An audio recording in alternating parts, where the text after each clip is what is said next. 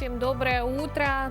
На календаре у нас 17 ноября, Уже. день недели четверг. Всё правильно. Уже близки мы к выходным. Поэтому буквально вот еще чуть-чуть, и будет нам, как говорится, счастье. Будем отдыхать. Последний шажочек, так сказать. Но сегодня все еще четверг, и он только начинается. Да, Пусть он пройдет на отлично, с хорошим настроением. Ну а мы сделаем все возможное, чтобы так оно и было, потому что, как всегда, приготовили много всего интересного, познавательного и, конечно же, то, что может каким-то образом вызвать у вас улыбку, которая еще и по возможности останется до конца дня. Это «Утро Якутии», телеканал «Якутия-24», НВК «Саха», Катерина Винокурова, Павел Танин. В студии мы оба работаем, вместе с вами просыпаемся. Доброе утро! И что же нас ждет сегодня? Сегодня, 17 ноября, в Международный день недоношенных детей отмечают во всем мире. В этот день слова благодарности получают работники отделений по выхаживанию недоношенных детей, врачи и медицинские сестры. Как помогают малышам и их мамам в отделении патологии новорожденных, мы поговорим с нашим гостем, врачом-неонатологом. Но тем временем в Якутске стартовал фестиваль туризма. Любители пеших и экстремальных маршрутов делятся впечатлениями и планируют новые путешествия. Какие пешие, водные и горные туры пользуются популярностью среди профессиональных туристов? Поговорим об этом с нашим гостем. Как красиво перезимовать в минус 50? В этом вам поможет наша новая рубрика «Советы стилиста». Расскажем вам о новых модных тенденциях зимнего гардероба. Ну а сейчас у нас для вас приятные новости. Да, потому что сегодня мы также начнем отсчет до Нового года, скажем так. В связи с этим мы проведем небольшой розыгрыш, как бы победитель которого сможет получить приятный подарок. Во-первых, для того, чтобы в этом розыгрыше принять участие, вам необходимо быть подписанным на наш телеграм-канал. На него ссылку вы видите на экране, видите QR-код, который можете при помощи смартфона сосканировать и прямиком попасть на канал, нажать кнопку «Присоединиться». По-моему, так в телеграме она называется, я все время забываю, хоть и каждый раз щелкаю ее. Либо же просто зайти в телеграм, написать «Утро Якутии» слитно в поисковике, и все у вас получится. Да, и хотим отметить, что все ответы мы принимаем только в Телеграме, только в нашей группе «Утро Якутии». Для этого обязательно вам нужно подписаться и писать под вопросом, который мы продублируем там. Все правильно. Ну а сейчас самое время рассказать о том, что же может нас сегодня ждать за окном. Поговорим о погоде. Итак, сегодня в центральных районах в 6 часов утра температура воздуха составила 29-41 градус. В Заречной группе 36-47. В южных 10 местами 33 градуса, в Вилюйской группе от 17 до 27, в Нижнеленских 31-32, в западных 15-21, в Колымо-Индигирской группе 16-33 градуса мороза, в Янских от 40 до 43, на северо-западе 21-39. Температура воздуха в городе Якутске на 6 часов утра составила минус 40 градусов. Атмосферное давление 754 миллиметра ртутного столба. Ветер северо-западный 1 метр в секунду. Сегодня нам днем обещают без существенных осадков. Местами туман. Ветер переменный 1,4 метра в секунду. Температура воздуха днем составит 33-35 градусов мороза. Ну и то, о чем мы говорили ранее, наш розыгрыш до Нового года остается, если так вот прикинуть очень жестко, неаккуратненько, 6 недель, это 1,5 месяца. Тем не менее, некоторые уже к Новому году готовятся, кто-то даже от прошлого не отошел, потому что периодически можно заметить гирлянды на окнах даже в июле, и до сих пор они висят. Тем не менее, мы даем вам возможность... Да, круглый год висят. А, кстати, есть такие люди, которые елки не убирают круглогодично. Да, особенно весело, наверное, наверное, если елка живая и настоящая. Тем не менее, мы сегодня дарим вам шанс добавить к своему новогоднему интерьеру, к своим украшениям елки элемент. Вот он стоит у Да, нас. замечательная елочная игрушка. И не только елочная, она может украсить ваш интерьер, ваш дом, квартиру. И корзинка тоже в комплекте. Вот вы ее видите Да. на своих экранах. Кстати, хочу отметить, что этот шар сделан в рамках программы «Мы вам покажем», которая идет на нашем телеканале. А ее мы сделали совместно с Евгенией Щукиной, дизайнером, своими руками. Приз предоставлен магазином «Лавка мастеров». Мгм. Вот. Ну, чтобы получить вот этот замечательный шар с корзиночкой, кстати, тоже прекрасный, вам необходимо ответить на 3 вопроса. Они тоже посвящены новогодней тематике. Вопросы простые, но будут они размещены, продублируем обязательно в Телеграме, где вы сможете оставить ответы. Итак, 3 вопроса, я их сейчас зачитаю. Первое. Где впервые начали украшать елку еще в Средневековье? Второй вопрос. Что общего в традициях празднования Нового года на Кубе и в Испании? И третий вопрос. Какое основное применение фейерверков на Новый год, по мнению жителей азиатских стран? Думаешь, наши телезрители запомнят 3 вопроса? Ну, я думаю, что в Телеграме это будет продублировано. Да. Обязательно вы там это все увидите, грамотно прочитаете, поймете. Да, и уже под постом можете присылать свои оставлять варианты. комментарии. Все ответов. правильно. Вот. Ну а ровно в этот день, 74 года назад, в Санкт-Петербурге на вечную стоянку поставили крейсер «Аврора». Он спущен был на воду в 1900 году и вступил в строй боевых кораблей флота России в 1903. Ну, о том еще, какие события можно сегодня ознаменуют сегодняшний день, мы поговорим далее.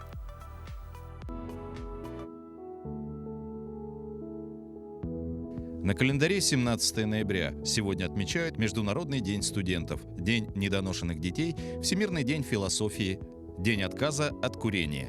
По народному календарю «Ерема сиди дома». На Руси считали, что в этот день непременно нужно оставаться дома. В противном случае можно было столкнуться с нечистой силой и навлечь на себя разные неприятности. Этот день в истории – 1558 год. На английский престол взошла последняя королева из династии Тюдоров – Елизавета I. 1757 год. В Петербурге учреждена Академия художеств. Сегодня Российская академия художеств. 1869 год. Суэцкий канал открыт для судоходства. 1948 год. В Санкт-Петербурге поставлен на вечную стоянку крейсер «Аврора». В этот день родились 1901-1968 Иван Пыреев, советский кинорежиссер и сценарист, народный артист СССР. 1906-1991 годы. Саитиро Хонда, японский конструктор и изобретатель, бизнесмен, основатель компании Honda. В 1942 году родился Мартин Скорсезе, американский кинорежиссер, актер, продюсер и сценарист, лауреат премии «Оскар». В 1966 году родилась Софи Марсо, французская киноактриса и режиссер. Именины сегодня у Николая, Ильи, Порфирия, Степана, Ивана, Александра, Евгения. А сегодня во всем мире, как мы уже говорили, отмечают Международный день недоношенных детей. Ежегодно на планете около 15 миллионов детей рождаются недоношенными. В этот день слова благодарности получают все работники отделений по выхаживанию, врачи и медицинские сестры, которые спасают жизни маленьких детей, Да, людей. вот вообще, как помогают малышам, как помогают мамам, об этом поговорим с нашим гостем. Это врач-неонатолог отделения патологии новорожденных и недоношенных детей перинатального центра Якутской республиканской клинической больницы Айталина Угаева. Айталина, здравствуйте. Доброе утро. Доброе утро. Вот. Ну, вообще, если взять российскую статистику, ежегодно рождается более 110 тысяч детей недоношенных. Вообще, по данным Минздрава России, еще 20 лет назад, то есть достаточно малое время прошло, почти 80% малышей, рожденных весом менее килограмма, погибали или получали какую-то инвалидность. Технологии медицины шагают вперед. Сегодня насколько удалось сократить эту цифру? Значит, смотрите, за прошедший год, у нас в самом перинатальном центре нашей республики родилось 6040 детей. Из них где-то 300-400 детей являются недоношенными детьми с разными сроками и с разными весами при рождении. Летальность очень уменьшилась, она достаточно на низком уровне на Дальневосточном регионе, ну и по всей России. Вот, потому что я считаю, что с открытием как раз-таки в 2018 году в нашем перинатальном центре очень хорошие результаты мы видим, да, сами и врачи, и наши родители, и сами дети, конечно, рождаются более здоровыми. И медицинская помощь, она намного повысилась в связи с тем, что со всей республики как раз-таки приезжают и санавиации поступают именно в перинатальные центры, как и должно быть в современном мире. Мгм. А что вызывает преждевременные роды, да? Наука еще не доказана, почему так случается. Ну да, смотрите, причин очень много, да. Есть две основные причины. Это со стороны матери, да, и со стороны ребенка. Если подумать со стороны матери, это значит ее само здоровье, ее возраст. И самое главное, я считаю, что это планирование беременности и планирование родов, создание семьи. Если, в принципе, все запланировать, да, лечить инфекционные болезни матери и будущего отца, да, то, в принципе, процесс рождения недоношенного ребенка очень снизится. А если со стороны, внутриутробного плода считать, да, то, конечно, это тоже наследственные факторы зависят, окружающий фактор, да, как мама питается, да, как мама, чем она занимается во время беременности. Какой образ жизни. Да, стрессовые ситуации. К сожалению, мы видим тенденцию, что недоношенный ребенок рождается чаще при стрессовых ситуациях, да, то есть если мама до последних недель работает, имеется очень много какие-то неблагоприятные факторы в окружающем мире и на работе, и в семье, если какие-то есть стрессовые факторы. Ну вот мы понимаем, что рождение недоношенного ребенка, это, понятно, там, борьба за жизнь самого ребенка, но это также и стресс для родителей. Какая, может быть, психологическая помощь с мамами сегодня ведется, может быть, с обоими родителями? Смотрите, у нас в перинатальном центре работает специальный сотрудник, перинатальный психолог есть, наш очень опытный специалист. Она работает как раз-таки с женщинами во время беременности, да, в отделении патологии беременных, уже после рождения помогает матерям, которые дети находятся в реанимации в крайне тяжелых ситуациях. И на нашем отделении тоже в патологии приходят на консультацию. А также мы сами врачи, мы сами являемся лекторами и проводим такие беседы с матерями. Ну и, конечно, я считаю, что лечащий доктор индивидуально подходит к каждой женщине и психологически помогает в ее данной ситуации. Потому что для нее это, конечно, стресс, она обеспокоена, она запугана, и надо помочь и маме, и ребенку. Айталина, спасибо большое за нашу беседу. Ну, а мы прямо сейчас вынуждены прерваться на короткую паузу, после которой обязательно вернемся.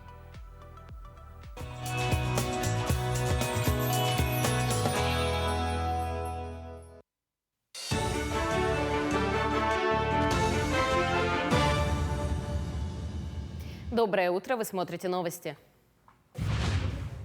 Ежегодно Якутский медицинский колледж оканчивает более 500 студентов. Чтобы трудоустроить всех выпускников, руководство образовательного учреждения проводит распределение по медицинским организациям. Такие меры дают хороший результат. Так, по итогам прошлого года было трудоустроено 99% выпускников колледжа. Из них свыше 76% по специальности. Это является высоким показателем среди средних специальных образовательных учреждений. Выпускники медицинского колледжа всегда востребованы на рынке труда, но, тем не менее, потребность всегда есть. Открываются новые больницы, ФАПы, и новые рабочие места создаются. Особенно острая проблема стоит в северных районах, удаленных на снегах наших районов. Требуются фельдшера, медицинские сестры, медбраты. В последнее время по национальному проекту здравоохранения и федеральным программам Минздрав обеспечивает районные больницы техникой и новым оборудованием. В этом году Чурапчинская центральная больница пополнила свою материально-техническую базу КТ-аппаратом, новыми служебными машинами, а также на днях по федеральной программе модернизации первичного звена здравоохранения приобретен новый стационарный рентгенаппарат стоимостью порядка 19 миллионов рублей, который пришел взамен старому списанному, который работал с 2003 года. Полностью отвечает всем требованиям, стандартам, имеет хорошее качество снимка и является полностью цифровым, что позволяет снимки сразу передавать на рабочее место врачу, который уже непосредственно сразу же может описывать и передавать уже другим врачам. Ну, мы хотели бы поблагодарить наше правительство, наш Минздрав за реализацию этой программы. Очень приятно, что для населения это все делается, и в дальнейшем надеемся, что эта будет программа продолжена. Стихотворение талантливого поэта, одного из основоположников якутской литературы, анападиста Сафронова «Алампа», вышло в свет сразу на 32 языках. Большой переводческий проект инициирован Союзом писателей Якутии. Так, философско-лирическое произведение «Алампа» переведено на языки народов Европы, Азии и коренных малочисленных народов. На русский язык стих перевел Владимир Солоухин. В 30-е годы прошлого века поэта и драматурга анападиста Сафронова ложно объявили буржуазным националистом и репрессировали. Свои страдания за правду и свободу он запечатлел в одном стихотворении. Теперь им смогут восхищаться читатели 32 народов мира. Конечно, это вот популяризация нашего великого Алампа Сафронова, также популяризация якутской литературы через вершину якутской поэзии. Мировое литературное сообщество будет знакомиться с якутской поэзией, литературой, культурой, духовностью. И это как бы народная духовная дипломатия, которая вот расширяет ареал якутской культуры в мире. И думаю, что вот наш проект будет очень полезен имиджу нашей республики.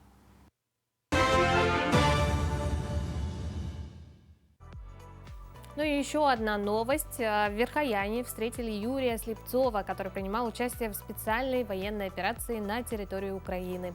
По случаю его возвращения на родину администрация Верхоянского района организовала торжественную встречу. Более 3 месяцев Юрий Николаевич участвовал в СВО. В ходе встречи он рассказал собравшимся о том, как принимается решение отправиться на передовую, с каким настроем солдаты не по профессии, а по зову сердца ведут бои и зачем носят с собой гранату, как поднимает боевой настрой игра на музыкальных инструментах и с какими мыслями они возвращаются домой. Также более 3 месяцев Юрий у нас участвовал, напомним, да. В СВО. Да, ну вот, а вообще в этот нелегкий для страны период неравнодушные мужчины в якутских селах объединяются и проводят благотворительные акции, помогают семьям мобилизованных земляков. Так вот, например, на днях активисты Жерского наследия Хангаласского улуса провели субботник по заготовке льда для 3 семей мобилизованных односельчан. Да, вот так вот, делая добрые дела, помогая друг другу, соседям, друзьям и вообще даже незнакомым людям, мы творим добро. Ну, вообще тенденция помогать близким, помогать землякам, она уже многие годы в Якутии, в принципе, живет, цветет, и это хорошо, потому что в случае какой-то беды, просто вот есть помощь, нужна помощь, мы очень часто объединяемся, помогаем всем миром, даже не думая кому, зачем, вот надо помочь, и обязательно поможем. Да, действительно. Вообще помогать, мне кажется, нужно всем, и людям, и животным. Вот, к примеру, в Ачинске Красноярского края в местном драматическом театре появилась необычная актриса по имени Муся. На первой же репетиции 4-лапая актриса поразила коллег по сцене. Муся дебютировала в спектакле по мотивам повести Ивана Тургенева «Первая любовь». По сюжету один из героев дарит кошку своей возлюбленной. Режиссер решил, что животное будет настоящим. Как отметил режиссер спектакля Дмитрий Акимов, ему как режиссеру хотелось достичь какой-то правды жизни. Так написано это у Тургенева. Если есть кошка в театре, почему бы не пригласить ее поработать, шутит режиссер. Премьера с участием Муси состоялась 5 ноября, и, по словам администратора, новоиспеченная актриса чувствовала себя на сцене довольно органично. Она прибрела к нам к театру, на задворке театра. Я как раз была в рабочем процессе, сидела у себя в кабинете, думала о том, где нам взять котенка, и услышала за окном призывное мяуканье. Вышла, там сидела Муся, уже поджидала свой звездный час. Я взяла ее на руки, поднялась в большой зал, где проходила одна из первых репетиций спектакля, и, собственно, представила режиссеру, спросила, ну, чем не актриса? Он сказал, да, мы ее берем. Первая репетиция прошла в ознакомительном режиме, то есть Муся активно исследовала все пространство нашего зала, ну, слава богу, ничего не попортила. И очень полюбилась актерам. То есть это было просто целый час, наверное, умиления, когда все говорили «вау». И просто, наверное, на какой-то момент все вообще забыли о рабочем процессе и просто знакомились с кошкой. Ну вот вообще раньше в фильмах было очень много собак, актеров, прям настоящих, а с кошками было как-то не так густо. Так что, в принципе, явление, возможно, достаточно редкое. Да, уникальное даже, я бы сказала. Какой покладистый характер, да, у Муси. Никогда ведь не знаешь, как себя поведет. Никогда не знаешь, вдруг твоя кошка актриса. Да. Почему нет Оскара для животных, вот, например? В принципе, надо подумать. А вообще ввели бы такое, и, возможно, бы больше животных появлялось бы в кинематографе, находили бы себе там приют, будущее и успех. Ну, вообще говоря о приюте, о заботе, какие птицы остаются зимовать, чем их надо подкармливать, об этом рассказали школьникам города Покровска в визит-центре национального парка Ленские столбы. Экологическое мероприятие для детей организовали в рамках российского праздника «Синичкин день». Подробности расскажет Виолетта Засимова. Синичкин день – российский экологический праздник, который был создан по инициативе Союза охраны птиц России. Он отмечается ежегодно 12 ноября. По старинным поверьям, именно в этот день зимующие птицы прилетают в города и села. Для них необходимо подготовить кормушки, скворечники и наполнить их кормом. То есть праздник приурочен к встрече зимующих птиц. Это не только сама синичка, это снегирь, клёст, многие разные чечетки там. В визит-центр национального парка Ленские столбы отметить Синичкин день пригласили второклассников Покровской средней школы номер 1. Для начала школьники узнали, какие птицы зимуют в Якутии. Как оказалось, 48 видов птиц приспособлены к крайне суровым условиям якутской зимы. Далее дети разделились на команды и сыграли в игру «Собери пазл» с изображением птицы. Вот это, вот это, вот это, вот это. Затем настала очередь обновлять скворечники, установленные на территории визит-центра. Школьникам раздали краски и кисти, а в процессе творчества рассказали о синичкиных лакомствах.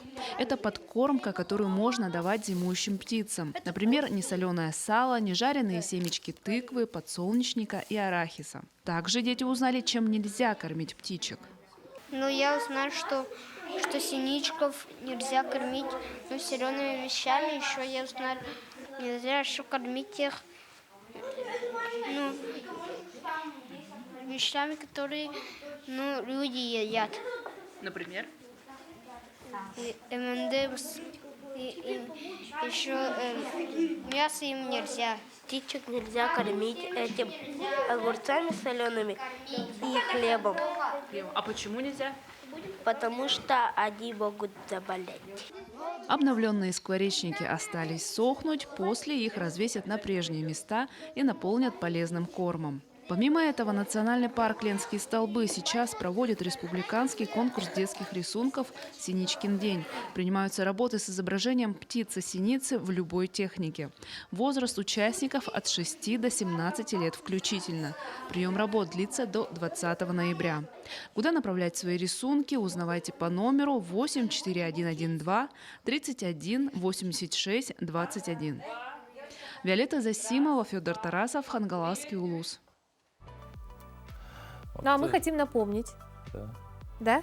Хотим? Действительно, ты уверена? Ты уверена? Про наш предновогодний, скажем так, розыгрыш. Вот это вот- Очень-очень предновогодний. Да, мы разыгрываем вот эту красоту замечательную, сделанную своими руками, предоставленную нам лавкой мастеров. Это Да. шар новогодний, который подойдет как для украшения вашей елочки, так и для украшения красоты вашего квартиры вашей, дома. да. Да, в Вот, общем, а для корзинку декора. можно тоже потом отдельно использовать, я думаю. Кому-нибудь передарить. Да, подарки, передарки так называемые. Вот. 3 вопроса мы задавали. Напоминаем, что ответы нужно писать в Телеграме под постом, в комментариях к посту о розыгрыше, ну, пост с вопросами непосредственно. Вопросы мы повторим.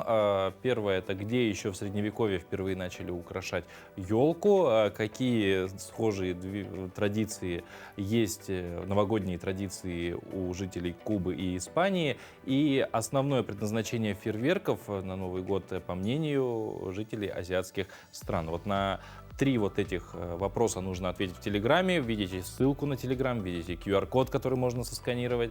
Заходите, отвечайте, а потом уже ближе к концу программы, конечно же, мы расскажем о том, кто победил. Посмотрим ответы и объявим победителя. Вот. Но говоря про то, что шар сделан своими руками, можно сказать, вообще есть много профессий, связанных с тем, что нужно делать что-то своими руками. Например, это скульптор. Да, скульптор. Тот же художник, только он создает объемные произведения искусства из самых разных пластических и твердых материалов. Для создания своих работ может использовать как традиционные, так и новые материалы. При этом, да, разные техники применяются, такие как литье, резьба, лепка. И сегодня в нашей рубрике «Моя профессия» мы познакомимся со скульптором. Это Тумен Хамаганов, который расскажет о своей любимой профессии. Меня зовут Хамаганов Тумен, я являюсь скульптором. Но лепкой я занимаюсь с детства.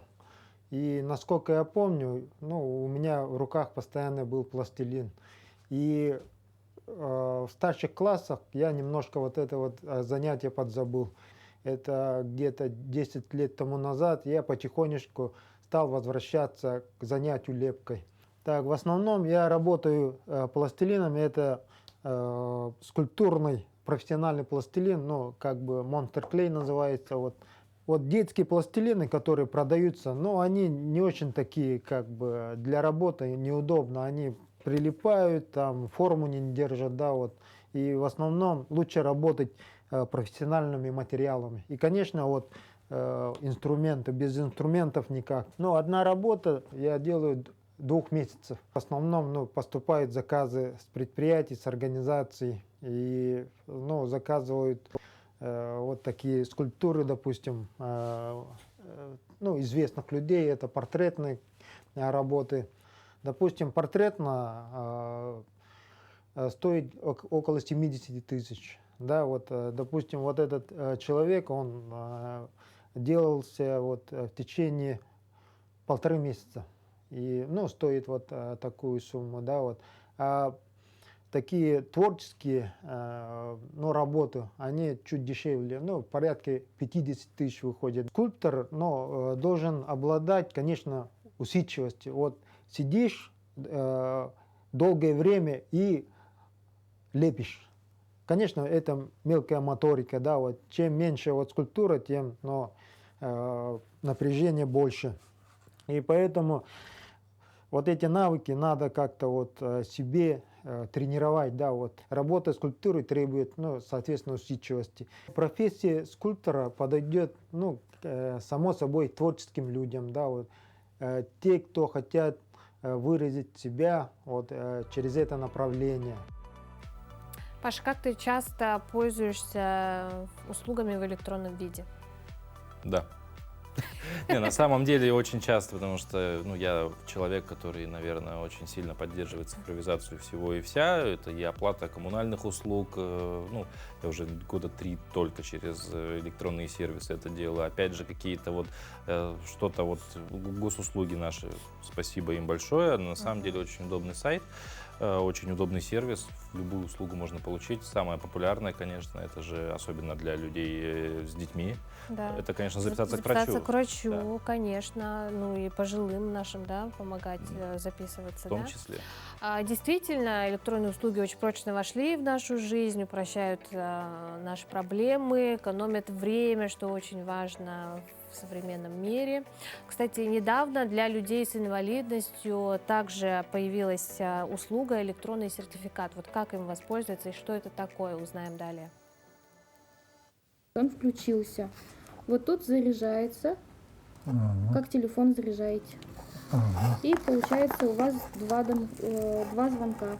Петр Петров сегодня получает бесплатно через фонд социального страхования сразу два очень нужных ему девайса.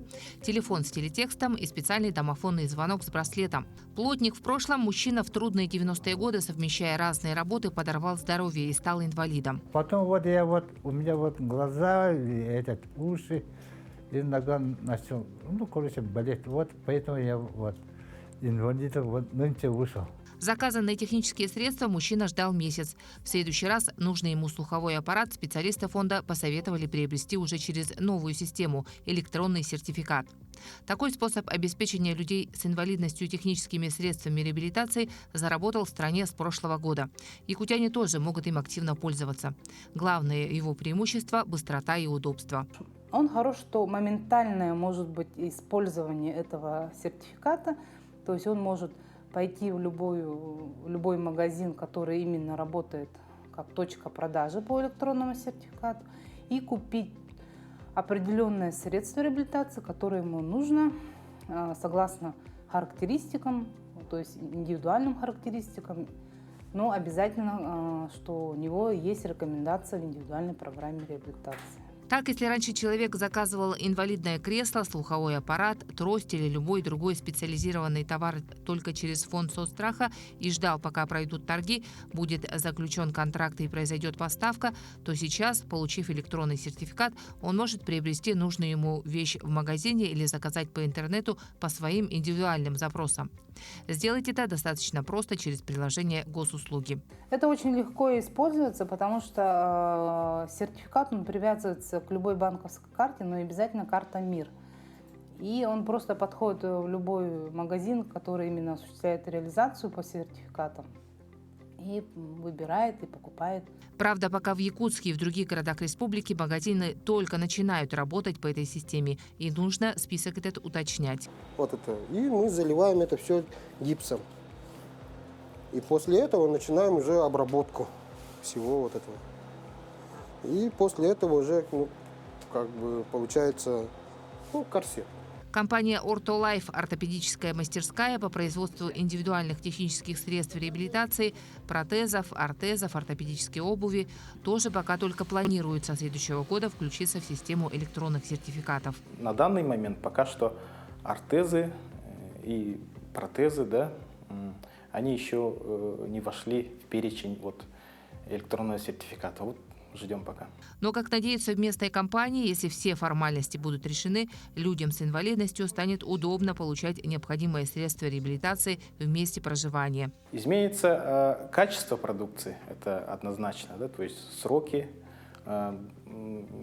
клиенты будут быстрее получать, нежели ждать контрактов, аукционов. Для нас, производителей, конечно же, увеличатся объемы. Ежегодно через фонд соцстраха техническими средствами реабилитации в республике обеспечивается более 7 тысяч граждан, а количественно это более 2,5 миллионов штук изделий. И, как говорят специалисты, если люди с инвалидностью активно будут пользоваться услугами с помощью новых современных способов, такими, например, как электронный сертификат, то это будет не только удобно и быстро, но и напрямую скажется на сроках реабилитации и улучшении качества их жизни. Туяра Филиппова, Семен Семенов, Илья Сыромятников, Якутск. Ну а далее спешим познакомить вас с очень добрым, открытым мальчиком, 12-летним Ромой. Знакомьтесь, Рома. Ему 12 лет. У мальчика много увлечений. С удовольствием он играет в шашки. Любит Рома читать стихотворения. Когда я взрослым стану, я все позволю сыну. руками есть сметану и прыгать мне на спину, валяться на диване, на стенке рисовать, жука хранить в кармане, лица не умывать, кричать по лужам бегать, спилить у стула ножки, не спать и не обедать, сказать верхом на кошке, крутить в часах пружину, пить воду из-под крана. Я все позволю сыну, когда я стану взрослым. Рома немного стеснительный, но, как и у всех детей, у него есть своя мечта. Ром, а ты знаешь, зачем я тебя снимаю? Зачем? Мы хотим, чтобы ты попала в семью. Ты хочешь попасть в семью? Хочу. Вот. Расскажи, Ром, а в какую семью ты бы хотела попасть? В многодетную. Ром, вообще что такое семья, как ты думаешь? Ну, это мама и папа, и братья, и сестры. Ром, а мама какая должна быть? Добрая. А что бы ты хотел, чтобы мама для тебя делала в твоей семье? Чтобы ухаживала за мной. А папа какой должен быть? А папа, чтобы помогал мне с уроками. Мы надеемся, что Рома, добрый, светлый и открытый мальчик, обретет семью, большую и дружную, которая станет родной для нашего Ромы.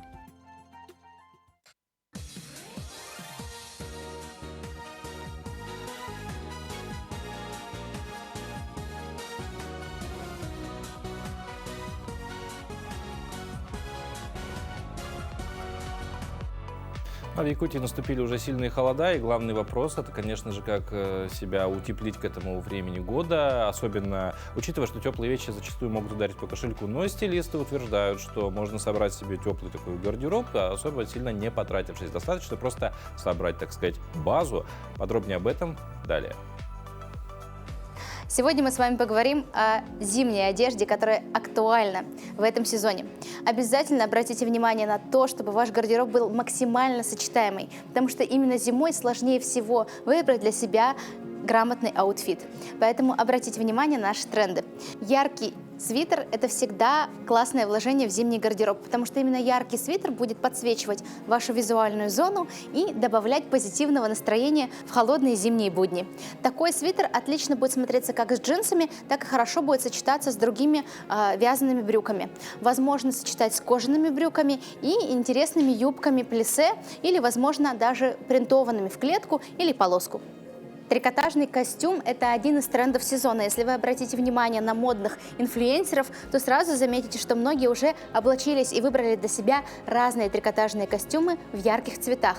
Яркие костюмы можно сочетать с тимбалендами, актуальными на данный момент дутиками или угами. Такой костюм можно дополнить интересными аксессуарами. Это могут быть ремни на талии или объемные украшения на шее. Поэтому не игнорируйте такой костюм, выбирайте как яркие, так и нейтральные цвета. Пусть лучше в этом сезоне таких костюмов у вас будет побольше, для того, чтобы их процент износа был невысокий. Объемное трикотажное платье также классно будет смотреться в вашем гардеробе. Обратите внимание на данное, оно достаточно длинное, в виде жилета. Вы можете под низ добавлять белую футболку, достаточно плотную, либо водолазку яркую в виде акцента. Также хорошо данное платье будет смотреться даже в вечернем аутфите, если вы добавите ремень на талию, длинные сапоги, которые будут заходить под платье, и яркие аксессуары на шею. Потертые джинсы сейчас как никогда актуальны. Рекомендую комбинировать их с клетчатыми рубашками. Это старая, скажем так, классика, которую вы можете носить по-разному. Рубашку вы можете носить расстегнутой поверх футболки или просто заправляя в джинсы, собирая все кожаным ремнем. На ногах это могут быть различные ботинки, сапоги или же кроссовки. один из самых актуальных цветов в этом сезоне – это розовый. Розовый – новый черный, говорят дизайнеры. Поэтому обратите внимание на данное платье. Это отличный вариант для стильного выхода вечером. Это может быть вечеринка, различные встречи с друзьями или романтическое свидание. Такое платье хорошо будет смотреться с сапогами-трубами, сапогами-ботфортами. Также хорошо платье можно сочетать, накидывая поверх него пиджак мужского кроя, для того, чтобы добавить в образ мускулинности. Стеганая джинсовая сумка – отличный вариант для зимы. Ее плюс именно в том, что такая сумка никогда не замерзнет и всегда будет работать по применению. С такой сумкой классно будут смотреться и куртки-пуховики, также шубы. Текстильные сумки сейчас как никогда актуальны, поэтому выбирайте разные. Вы можете выбрать как сумку-шопер, так и вот такую сумку на вот такой вот объемной цепи. Трикотажные аксессуары незаменимы в зимний период. Возможно, у вас одна зимняя куртка, а шапок должно быть много. Точно так же, как и шарфов. Выбирайте яркие акцентные аксессуары, которые классно дополнят ваш зимний образ. Именно ваш шарф, ваша шапка и варежки покажут то, какой вы человек, какое у вас сегодня настроение. Вот такие вот объемные длинные шарфы всегда будут актуальны, они вне времени. Вы можете приобретать такой шарф совершенно разных цветов и по-разному его завязывать. Шапки бини также актуальный аксессуар, может быть в разных цветах. Выбирайте шапку по объему вязки под ваш размер головы. Все должно быть пропорционально и соизмеримо. Это главное правило для того, чтобы быть стильным.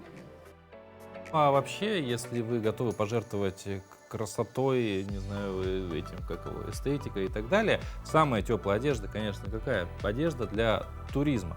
К чему мы это? К тому, что в Якутске стартовал фестиваль туризма. Любители пеших и экстремальных маршрутов делятся впечатлениями и планируют новые путешествия. Какие пешие, водные, горные туры пользуются популярностью среди профессиональных туристов? Об этом поговорим с нашим гостем. Это турист многодневных походов Мария Румянцева. Мария, доброе утро. Доброе утро. Доброе утро. Вот. Вы активно популяризируете вообще туризм, в принципе, активный туризм. Совершили много маршрутов. Прошли их, да. Расскажите вообще о своем увлечении, как оно появилось, что вас зовет в путь и так далее. Все начинается с детства. Мы в школе в селе Майя, у нас были учителя-энтузиасты, и они нам привили любовь к туризму. Мы ходили в многодневные походы, даже на соревнованиях участвовали и в республике, и в районе. И вот это дало толчок к моему увлечению и увлечению моих друзей. Ну вот и если говорим про детство, такой вопрос, такой, ну, больше ради интереса, чем отличается туризм тогда, многодневный туризм сегодня? Ой, тогда у нас были ватные спальники, а сейчас мы приветствуем легкоходство. Вот легкоходство – это когда мы хотим уменьшить вес своего рюкзака, и поэтому подбираем такие материалы и такие вот для нас спальники, палатки, еду тоже. Такую сухую, можно сказать. Причем да, ходите как летом, так и зимой. Да, ходим летом и зимой. И мы ходим еще, не только ходим, мы еще сплавляемся. На смену ватным спальникам пришла микрофибра и прочие новшества, там технологии. очень много материалов современных, так что можно это лекции читать часами. Ну вот как раз сегодня, да, да, вот как раз сегодня фестиваль. У нас будет у нас есть группа «Сол». Это группа увлеченных пешими походами людей. Мы ходим по окрестностям города Якутска. Ну, сперва это было такие, ходили маленькими группами и встречались в лесу. И вот постепенно собрался костяк такой, назвали свою группу «Сол», у нас есть флаг свой. Мы собирались, поэтому вот нас стало много, и надо встречаться где-то в городе Якутске. И мы снимали жилье какое-нибудь, не жилье, а помещение, кафе, ну или в небольших ресторанах, и рассказывали своим новым членам группы, как можно одеться зимой. Вот одеться зимой очень непросто, потому что человек потеет, и для этого нужны знания, как уберечь себя от болезней, как ходить грамотно, во что одеться, что с собой принести, еды и так далее. Вот, например, горячий чай нельзя пить на холоде, потому что у тебя будет болеть горло. Вот такие знания очень необходимы нашим людям. Вот мы видим, кстати, прекрасные фотографии. Туризм пеший — это же еще и прекрасные виды, которые можно вживую созерцать. Это ведь Якутия. Да. Это Якутия, Наша. это Сунтар-Хаята, хребет Сунтар-Хаята, это Прекрасная, цветные необъятная. горы. Цветные горы есть не только вот в Иране и так далее, а вот это уже Плата Путарана, это Турклу-Парго. Мы ходили туда, там такие горы, там срезанные горы в основном. А ходят только женщины или мужчины тоже? Ну, в этом году у нас в группе было 4 женщин и 2 мужчины. И вот мы плавали вот на таких покрафтах. Это озеро Собачье, Ыткёле, это Таймырский полуостров. Вот мы на покрафтах и носили с собой в рюкзаке вот эти лодочки. Они весят от 2,5 до 4,5 Надувные. килограмм. Надувные, да. Слушайте, но учитывая вес, на самом деле, очень немного для Да. лодки, для целой. Опять же, спасибо технологиям. Но вот говоря про снаряжение, вообще вот про виды, да, наслаждаться это одно, но иногда это бывает опасно. Мы видим вот эту скалистую, каменистую местность. Да, вот это что-то группа... где-то. Вот Ой, вопрос главный, да, как вы готовите снаряжение, самое главное, как проверяете его на прочность, потому что, ну, поход, уйти куда-то иногда бывает и помощи нет. Да, это небезопасно, да, Да, не всегда. и вот для этого мы страхуем себя, мы сразу регистрируемся в службе спасателей. С нами они работают, они вот по средам, по турсредам они у нас выступали, они нас обучали. И у нас очень много среди нас волонтеров-спасателей. И вот когда мы обучались, мы узнали очень много, как ходить, например, с трековыми вот этими программами, как ходить с картой, как ориентироваться в лесу. В случае таких непредвиденных обстоятельств, что делать, как оказывать первую медицинскую помощь. Вот это тоже мы обсуждаем вот в своих туристических средах. И, например, вот эта первая турсреда, получается, будет у нас сегодня, почему-то в четверг. Ну, так получилось. И у нас будет встреча там с туристом-экстремалом, с хирургом-травматологом. Он, Георгий Ионович Цыпандин, водил группу на цветные горы Сунтар-Хаята в этом году. И они в честь столетия Республики Якутская ССР там будут именовать, будет первооткрытие 3 вершин именем Кулаковского, именем Аюнского и именем Амосова будут. То есть мы ходим не просто так, у нас есть познавательные такие истории, очень много. То есть не просто времяпровождение, да. но и...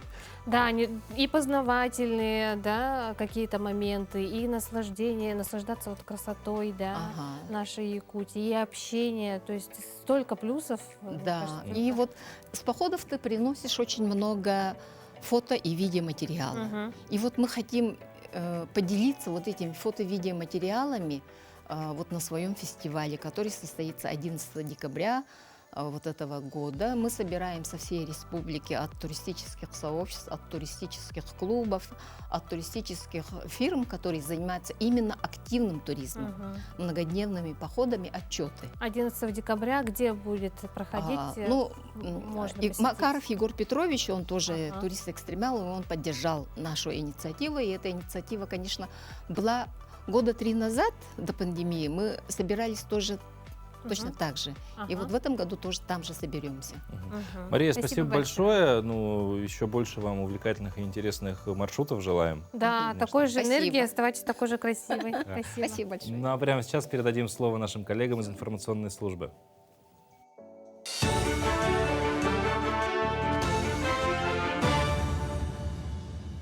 Доброе утро, в эфире новости. В Хангаласском ЗАГСе сообщили, что в период объявления частичной мобилизации количество регистраций браков значительно увеличилось. Напомним, мобилизованные граждане имеют право расписаться со своими половинками в ускоренном порядке в день обращения в ЗАГС.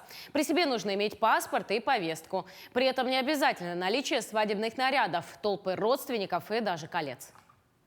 За период мобилизации заключения браков по сравнению с аналогичным периодом прошлого года намного повысилось за счет мобилизованных граждан. В основном это граждане среднего возраста 35-45 лет. Насколько повысилось? Ну, раза в 3-4 точно повысилось. Каждая пятая компания в столице республики отказалась от проведения новогодних вечеринок в офисе. Каждая третья еще не приняла решение об этом. Свидетельствуют такие данные опроса. 25% работодателей будут проводить корпоративный праздник на Новый год в офисе. 15% планируют новогоднюю вечеринку в ресторане. 7% соберутся отмечать Новый год с коллегами за городом. Каждая девятая компания отказалась от корпоративов из-за сложной экономической ситуации. И еще в 9% компаний не принято отмечать Новый год с коллегами. В целом по стране, по сравнению с аналогичными исследованиями прошлых лет, корпоративный праздник в офисе сегодня планируют чаще, чем в первые годы пандемии. Между тем, елка главы Якутии в этом году пройдет в традиционном формате. Праздничные мероприятия для взрослых минимизируют в связи с ситуацией в стране. Об этом сообщил глава Якутии Айсан Николаев в эфире передачи «Прямой разговор». Сейчас не то время, чтобы устраивать большие праздники на предприятиях. При этом нельзя отнимать Новый год у детей. Все новогодние мероприятия для детей состоятся. Особое внимание будет уделено детям военнослужащих, заявил глава. Напомним, что приглашение и единовременные стипендии на главный новогодний праздник учащихся ежегодно удостаиваются порядка 700 ребят со всех уголков Северного региона, добившихся высоких результатов в учебе, спорте, науке и искусстве. С установлением крепких морозов на территории республики у жителей региона вновь возникает насущный вопрос – как подготовиться к предстоящему сезону. Традиционно зимней одеждой принято считать шубы и меховые шапки, производством которых занимается целая фабрика в Якутске. Пошив изделий здесь строго индивидуален. Все дело заключается в подборе материала, изготовлении эскиза, ну и, конечно, в самом производстве продукта. Однако мастера отмечают, что потоковое производство на фабрике уже не пользуется такой актуальностью, как 10 лет назад. Не только из-за индивидуальных просьб заказчика. Конкуренцию традиционным шубам и унтам на рынке в последнее время составляют пуховики. К сожалению, есть такая тенденция, есть конкуренция, потому что молодые люди, особенно новое поколение, не очень уважают, я скажу, мех. В основном, ну, может быть, время такое практичное. Все говорят, пуховик одел и пошел, как бы. Но шуба все-таки нужна, женщина должна себя любить, греть, в шубе тепло. Поэтому, ну, есть поклонники шубы, и поэтому я думаю, ну, на поток, конечно, мы теперь уже так не шьем много, поэтому индивидуально. Зато это как бы индивидуальное обслуживание, мы пошьем такую шубу, какую вы хотите. На этом все. Хорошего дня.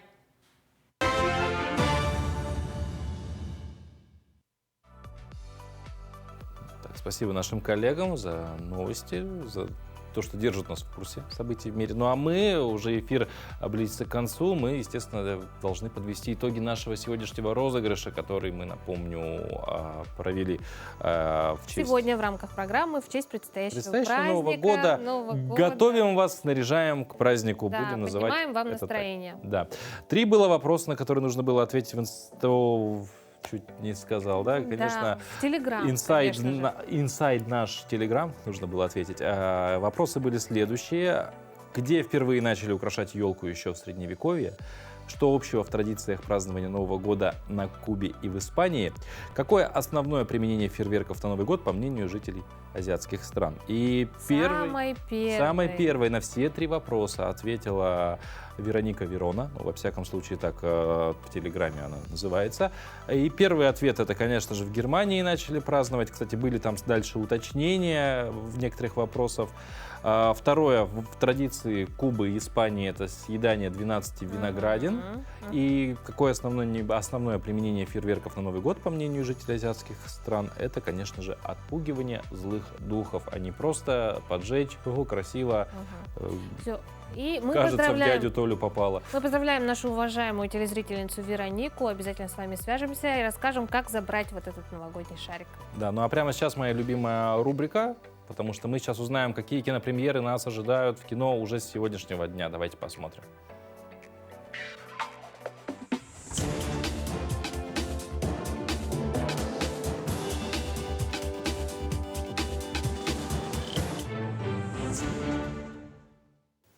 Продолжение мультсериала «Тайны Медовой долины». Хоррор про акул, поэтичная и мрачная биография создательницы «Грозового перевала», а также любимая многими советская мелодрама с Людмилой Гурченко и Олегом Басилашвили. Все это мы можем посмотреть в кинотеатре «Лена» уже с этого дня. И обо всем по порядку. «Хищник из бездны» – американский триллер с элементами хоррора о гигантской хищнице акуле-людоеде, превратившей отдых группы молодых людей в кошмар. Съемки картины проходили в самом сердце Тихого океана, в водах Гавайского архипелага. Одним из важных элементов фильма становится живописная природа морского побережья, которая контрастирует с ужасом происходящего. По мнению зрителей, успевших оценить фильм, спецэффекты нельзя отнести к сильным сторонам ленты. Однако актерская игра произвела на них хорошее впечатление. «Хищник из бездны». А на младшую школьную аудиторию рассчитан полнометражный мультфильм «Чинг. Хвостатый детектив» киностудии «Союз мультфильм». Эта история, созданная на основе вселенной мультсериала «Тайны Медовой долины». Мультфильм рассказывает о загадочных событиях в небольшом городе в сказочной Медовой долине. День города был омрачен похищением уникального артефакта – золотого улья.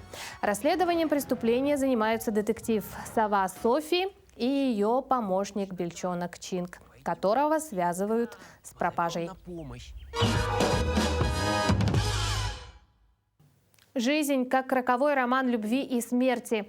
История страстных отношений самой загадочной из сестер Бронте в мелодраматическом манифесте главной дебютантки года Фрэнсис О'Коннор.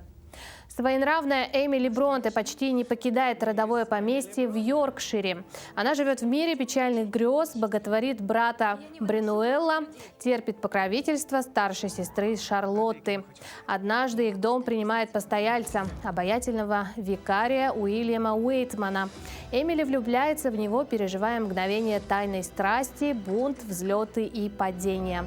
Отказываясь жить с оглядкой на других, она бросает вызов себе и своему возлюбленному. Скоро поймешь. Любимая многими советская мелодрама с Людмилой Гурченко и Олегом Басилашвили в главных ролях, поставленная Эльдаром Рязановым, возвращается на большой экран. Фильм получился настолько пронзительным и трогательным, что его вот уже много лет пересматривает вся страна. Режиссер писал о своей картине «Вокзал для двоих» – мой третий фильм о любви. Им как бы замыкается трилогия, в которую входят «Ирония судьбы» и «Служебный роман». Сразу после премьеры «Вокзала для двоих» Гурченко получила звание народной артистки СССР, а журнал «Советский экран» назвал «Вокзал для двоих» лучшим фильмом года. На Каннском фестивале картина участвовала в основной конкурсной программе, и Рязанов стал одним из соискателей «Золотой пальмовой ветви». Прекрасная классика советского кинематографа, которая с каждым годом становится только лучше. «Вокзал для двоих». Снова в кинотеатрах с 17 ноября. Пожалуйста, не уходите. Напомню, что все эти фильмы вы можете посмотреть с этого дня в кинотеатре «Лена». Желаю вам отличного настроения и приятного просмотра.